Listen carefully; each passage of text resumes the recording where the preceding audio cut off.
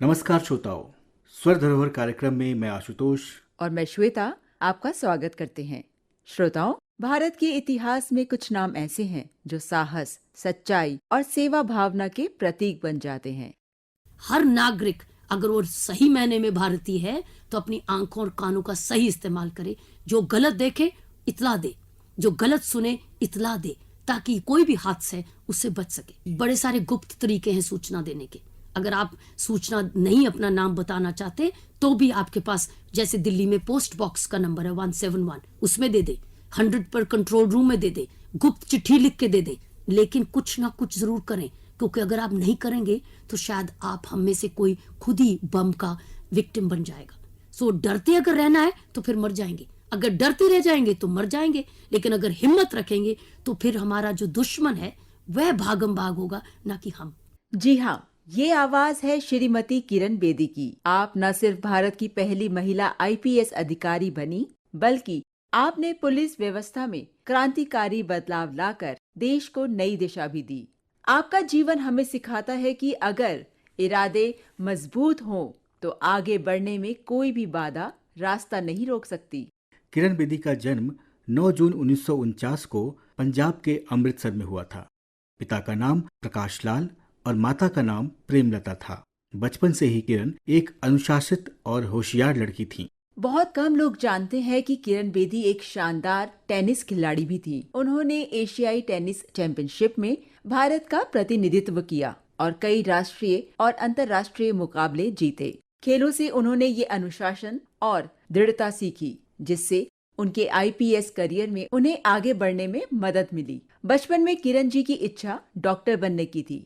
छोटे होते से डॉक्टर बनने का शौक हो गया था, और क्योंकि खेल कूद में बहुत टाइम चला जाता था और डैडी चाहते थे कि हम टेनिस प्लेयर भी बने, और अगर डॉक्टर बनना होता तो शाम का टाइम तो लेबोरेटरी में बीतता, क्योंकि मेडिकल क्लासेस होती, तो उस वक्त दोनों चीजें हो नहीं सकती थी। और उससे टेनिस खेलती रही और पढ़ाई मेडिकल की लाइन में जा नहीं सकी। और डॉक्टर मेरे विचार में ऐसा है जो कि एक उसके पास क्यूरेटिव पावर है, जो एक किसी का दुख दूर करने की पावर होती है। तो एक छोटे होते मन था कि डॉक्टर बनूं, क्योंकि डॉक्टर नहीं बन पाई तो सोचा वर्दी में डॉक्टर ही बन जाऊं। साल 1972 में किरण बेदी ने इतिहास रच दिया। वे भारत की पहली महिला आईपीएस अधिकारी बनी। मेरे से पहले कांस्टेबलरी रैंक या हेड कांस्टेबल रैंक में तो वुमेन थी, लेकिन ऑफिसर रैंक में, इंडियन पुलिस सर्विस रैंक में कोई नहीं थी। और मैं आंखों पर पट्टी बांध के नहीं गई थी। उसके पीछे मेरी सारी तैयारी थी। मेरा जो बचपन था, मेरा जो स्टूडेंट लाइफ थी, मेरा जो घर की परवरिश थी, वह मुझे तैयार कर रही थी इस चुनौती के लिए। बल्कि अगर मैं इस चुनौती में ना जाती तो मैं अपने आप को शायद फेल करती, मैं अपनी सारी परवरिश को नकार देती थी। सो इसलिए जहां मैं गई उसकी एक तैयारी से गई, जैसे एक लक्ष्य को पाना है। आईपीएस बनने के बाद किरण बेदी ने दिल्ली, गोवा, चंडीगढ़ और मिजोरम में सेवाएं दी। किरण बेदी जी का सबसे प्रसिद्ध कार्यकाल मई 1993 में दिल्ली के तिहाड़ जेल की महानिरीक्षक के रूप में हुआ, जहां उन्होंने कैदियों के लिए शिक्षा, योग, ध्यान और कई सुधारों की शुरुआत की, जिससे उन्हें दुनिया भर में प्रशंसा मिली। और 1994 में उन्हें रेमन मैग्सेसे पुरस्कार से सम्मानित किया गया। किरण जी ने तिहाड़ जेल में इस बदलाव के विषय में क्या कहा, आइए उन्हीं से जानते हैं।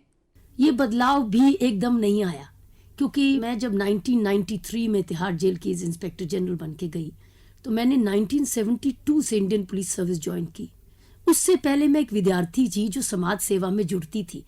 जब हमारी 1961 इंडो पाकिस्तान वॉर हुई, मैं एक स्टूडेंट थी अमृतसर में, और जब सायरन नहीं बजता था तो हम ट्रेंचों के बाहर होते थे। मैं साइकिल पे बैठ के ब्लड बैंक में जाके सेवा करती थी, ताकि मैं अपने देश को कुछ अपना समय दे सकूं। उसके बाद जब मैं पुलिस में आई, जब भी मैं किसी व्यक्ति को, अपराधी को पकड़ती थी, साथ साथ ये ढूंढने की कोशिश करती थी कि इसने अपराध क्यों किया। क्योंकि मेरी रुचि ये थी कि ये जब जेल जाएगा, जेल से जब वापस आएगा, तो फिर से अगर इसने अपराध करना है तो फिर तो अपराधियों की संख्या बढ़ती रहेगी इस देश में। तो मैं कम से कम जो मेरे पकड़ में आए उसको तो मैं सुधारूं।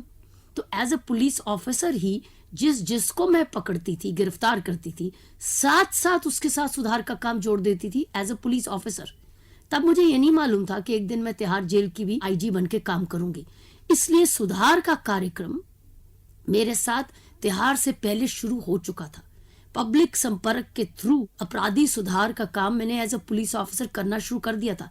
मैंने कई जो पेशे से लोग शराब बेचते थे उनकी शराबें छुड़वा दी थी। जो कच्ची शराब बनाते थे हजारों की तादाद में उनकी शराब छूट चुकी थी। तो जब मैं तिहाड़ जेल गई मुझे तो वो एक समूह मिला वो काम करने का जो मैं कई सालों से एज अ पुलिस ऑफिसर करती आ रही थी। किरण बेदी जी ने अपराधियों के सुधार के विषय पर क्या कहा, आइए सुनते हैं। मेरा अनुभव कहता है कि आप सभी अपराधियों को दो कैटेगरी में बांट सकते हैं। एक जो सुधार हो सकता है जिनका, दूसरी जिनका सुधार बहुत मुश्किल है, कठिन है। मैं ये नहीं कह सकती हो ही नहीं सकता, मैं ये कहूंगी उनका ज्यादा कठिन है और दूसरों का आसान है। सो इसलिए अगर हम सभी को एक से मिला दें तो हम समाज का बहुत नुकसान करेंगे।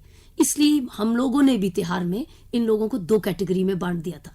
एक जो सुधारने में बड़े कटर मुश्किल है और सेकंड कैटेगरी जो बहुमत में थे, जो मेजॉरिटी में थे, जो सुधार पर चल सकते थे।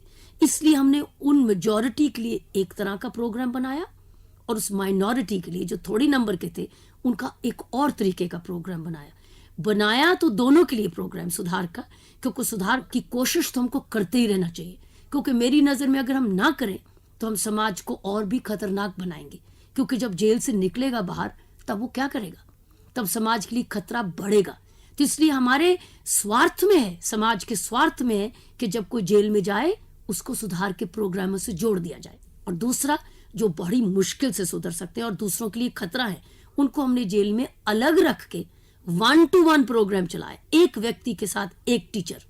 और जब दूसरे जो एक बहुमत से सुधरने वाले थे उन लोगों की क्लासरूम बनाई, शिक्षा के प्रोग्राम, विपश्यना मेडिटेशन के प्रोग्राम, आर्ट ऑफ लिविंग के प्रोग्राम, सहज योग और art and culture, vocational training, computer training, हाथ का काम, महिलाओं की शिक्षा वगैरह। जब ये डाला तो एकदम सुधरने के ऊपर, क्योंकि उनको वो मिला जो उनको अपने बचपन में नहीं मिला था। लेकिन जो हार्डकोर थे उनके लिए हमने 1-to-1 प्रोग्राम चलाया और उनके ऊपर समय भी ज्यादा लगा। लेकिन ये नहीं कि वो भी पिघले नहीं, वो भी बड़े बड़े डकैत पिघले। सो मैं ये कह सकती हूँ कि बड़ी थोड़ी सी परसेंटेज रह जाएगी हर जेल में जो नहीं सुधर सकती। मेजॉरिटी जो है मेरे एक्सपीरियंस में सुधर जाती है। श्रोताओं, अब समय हो चला है एक ब्रेक का। आप कहीं जाइएगा नहीं। ब्रेक के बाद हम किरण बेदी जी के बारे में और जानेंगे।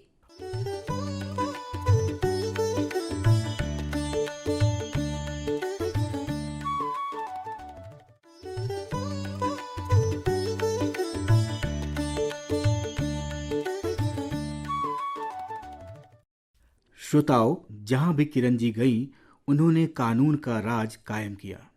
वो कहती हैं कानून सबके लिए बराबर है, चाहे वो कोई वीआईपी ही क्यों ना हो। आशुतोष, जानते हैं एक बार जब वो दिल्ली में ट्रैफिक पुलिस की डीसीपी थी तब उन्होंने एक वीआईपी गाड़ी को गलत पार्किंग में देखकर उठा लिया था, बिना ये देखे कि वो प्रधानमंत्री इंदिरा गांधी जी की सुरक्षा की गाड़ी है। इस साहसी कदम के बाद लोग उन्हें क्रेन बेदी कहने लगे।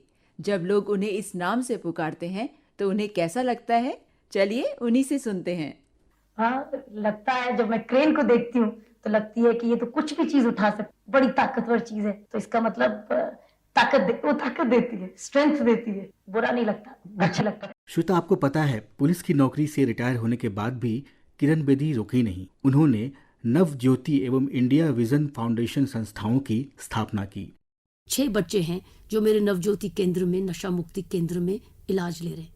आपको मालूम है वो 6 बच्चों की उम्र कितनी है जो नशे से पीड़ित है? 9 और 12 साल की उम्र में केवल, और दिल्ली के आसपास में है। उसमें एक लड़के का नाम है लाडन। उसको जब मैंने इंटरव्यू किया और बात की, उसके बारे में लिखा भी, तो उसकी शुरू से हैबिट क्या थी, क्योंकि माँ मुर्गियां पालती थी तो उसकी आदत पड़ गई मुर्गियों के साथ खेलना और बड़ा मजा लेना उनकी मुर्गियों की गर्दन को घुमा के। उसके बाद उसका भाई हुआ, बच्चा छोटा सा, माँ उसके गोद दे गई कि इसका ध्यान रखना। उसने उसको क्या किया, नीचे लटा के ऊपर ईंटें रख दी खूब सारी, उसको सफोकेट करके मार दिया।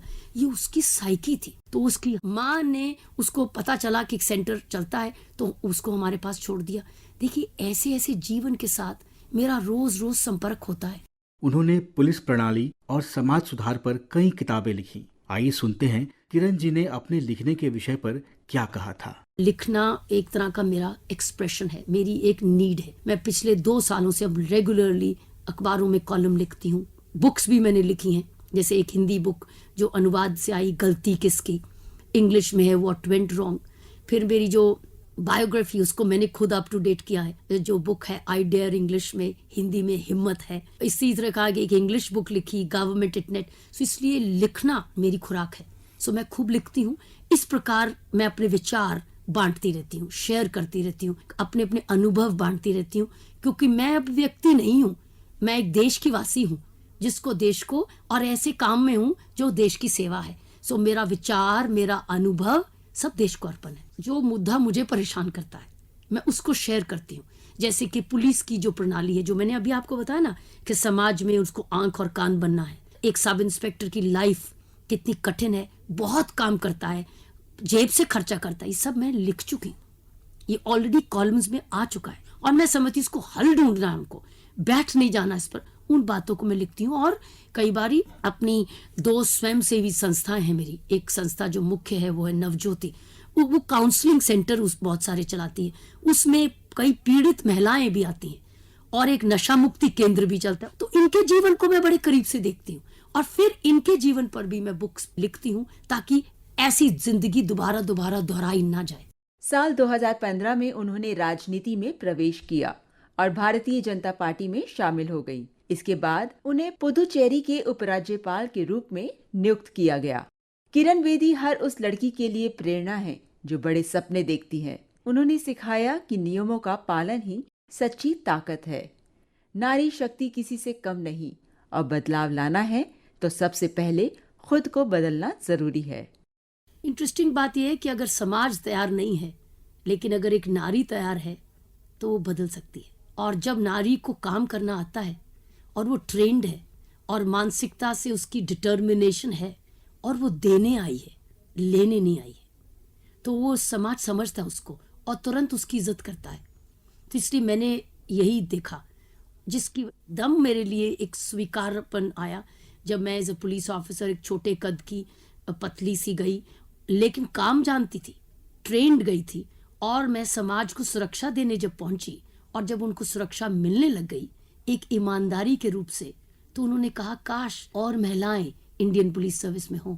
श्रोताओ, एक किरण अंधकार को हटाने के लिए काफी होती है। किरण बेदी इस देश की वो किरण है जो सदैव रोशनी फैलाती रहेंगी।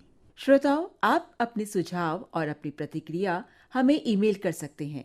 हमारा ईमेल आईडी है swardharohar@gmail.com swardharoharair@gmail.com। तो अब हमें यानी आशुतोष कुमार को और श्वेता को दीजिए अनुमति।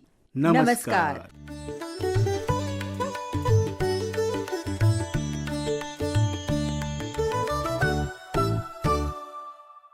कार्यक्रम स्वर धरोहर की आज की कड़ी के निर्माता थे आशुतोष कुमार, आलेख था दीपा कुमारी का और प्रस्तुति सहयोग था डिम्पल का। कार्यक्रम में वाचन स्वर था आशुतोष और श्वेता का। कार्यक्रम में तकनीकी सहयोग दिया अनुराग उपाध्याय और विशाल ने।